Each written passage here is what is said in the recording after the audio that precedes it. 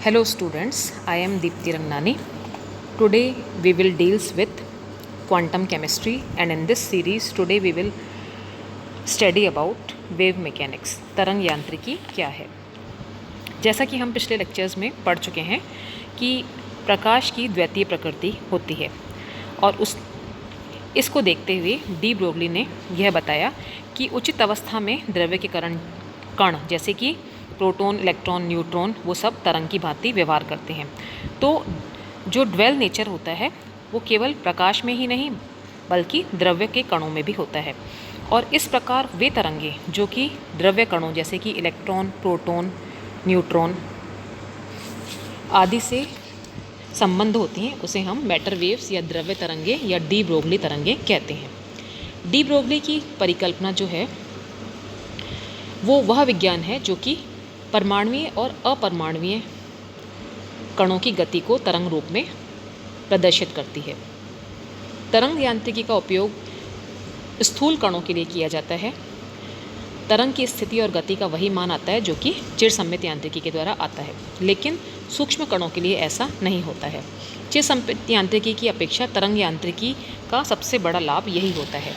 विकिरणों की प्रकृति अगर तरंगीय मानते हैं तो उनके साथ तरंग लंबाई या वेव एम्पलीट्यूड ये सब गुण होना आवश्यक है। जैसे कि lambda is equals to H upon P de Broglie equation के अनुसार यहाँ पर लैम्डा तरंग की लंबाई है, पी संवेग है और एच प्लैंक कांस्टेंट है। क्वांटम यांत्रिकी को जो द्रव्य को कण सदृश और तरंग प्रकृति का मान के चलती है उसे हम वेव मैकेनिक्स कहते हैं या तरंग यांत्रिकी कहते हैं। इलेक्ट्रॉन के बारे में दो बातें मुख्य हैं कि इलेक्ट्रॉन की तरंग प्रकृति और नाभिक के चारों ओर इसके पाए जाने की प्रायिकता की गणना कैसे करी जाए, यह तो हम यांत्रिकी को नई प्रणालियों में संभव हो सका। एक तो क्वांटम यांत्रिकी जिसने कि हाइजेनबर्ग का सिद्धांत विकसित किया है, दूसरी तरंग यांत्रिकी जिसने कि श्रोडिंगर ने विकसित किया है। और दोनों ही यांत्रिकियों में गणितीय विधियाँ अलग अलग होती हैं, इसलिए दोनों में से एक ही निष्कर्ष प्रतिपादित होता है। अब हम पढ़ेंगे चिरसम्मित या साइनोसाइडियल इक्वेशन, क्लासिकल और साइनोसाइडियल वेव इक्वेशन।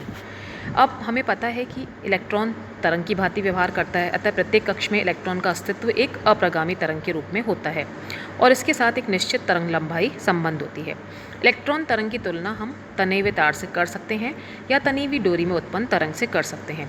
तना हुआ तार ऊर्जा ग्रहण करके कंपन के रूप में अप्रगामी तरंगें उत्पन्न करता है।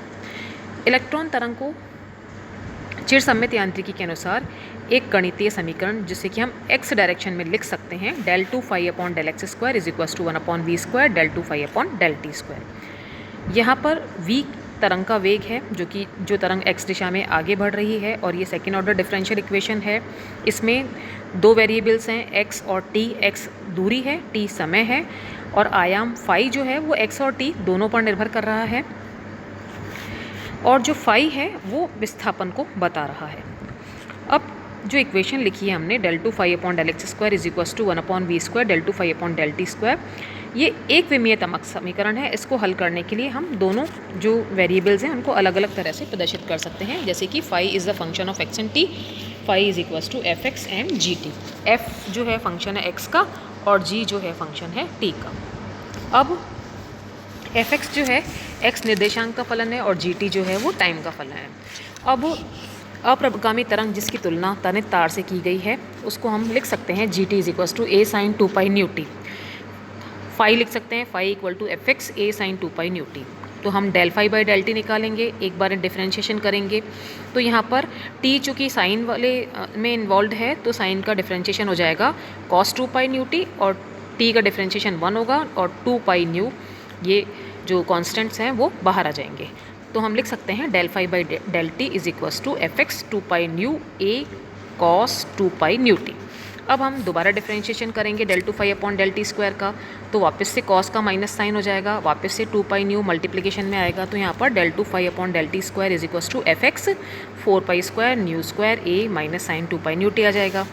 अब हम जो है ये जो साइन 2 पाई न्यू टी है, चूँकि हमें पता है कि ये a sine 2 pi nu t g t को रिप्रेजेंट करता है, तो यहाँ से a sine 2 pi nu t की जगह हम जी टी सब्स्टिट्यूट करेंगे तो इक्वेशन हमारे पास बन जाएगी del two phi upon del T square is equals to minus 4 pi square nu square F X G T.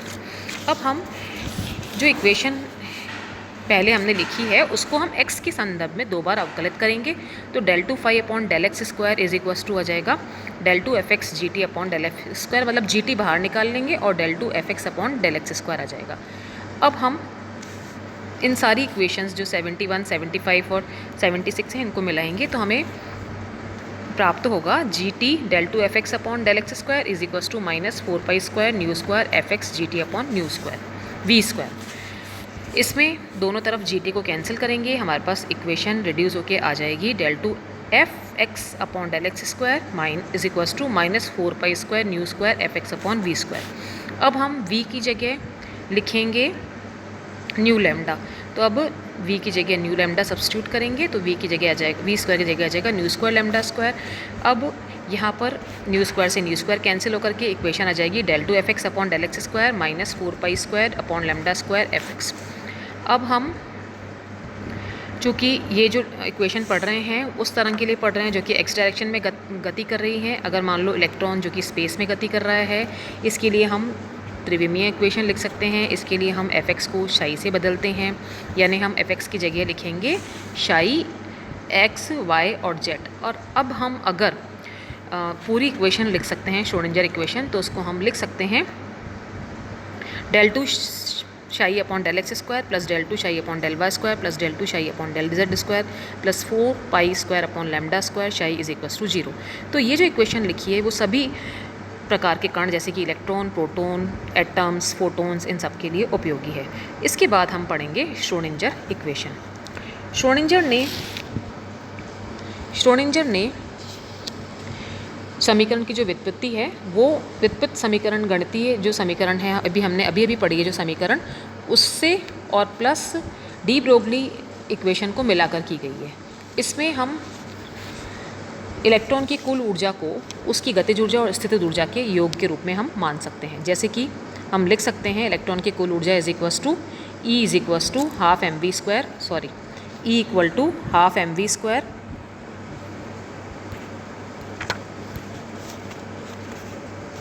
Electron की कुल ऊर्जा हम लिख सकते हैं E equal to half M V square plus V. इसमें जो m और v है वो इलेक्ट्रॉन का द्रव्यमान और रेखीय वेग है। v is equals to minus Z square by R है, हम लिख सकते हैं half M V square is equals to half M square V square upon M, और डी ब्रोगली इक्वेशन के द्वारा lambda is equals to H upon P यानी H upon M V होता है। हम लिख सकते हैं M square V square is equals to H square upon lambda square. और गतिज ऊर्जा के व्यंजक में एम स्क्वायर वी स्क्वायर का जो मान है वो अगर हम प्रतिस्थापित करें तो गतिज ऊर्जा हो जाएगी half H square upon M lambda square. तो मतलब ई माइनस वी की जगह हम लिख सकते हैं h square upon M lambda square, या lambda square is equals to H square upon 2m e minus v. अब इस लैम्डा स्क्वायर का मान अगर हम इस इक्वेशन में रखते हैं तो हमारे पास इक्वेशन प्राप्त होगी del 2 psi upon del x square plus del 2 psi upon del y square plus del 2 psi upon del z square plus 4 pi square m E minus V upon H square psi is equals to 0। या इसमें अगर हम 4 pi square और 2m को multiply करें तो हम लिख सकते हैं del 2 psi upon del x square del 2 psi upon del y square del 2 psi upon del z square plus 8 pi square m E minus V upon H square psi is equals to 0। तो इस तरह से ये जो equation है जो हमने अभी लिखी है उसमें टाइम नहीं है, इसका मतलब यह समय पर निर्भर नहीं करती है।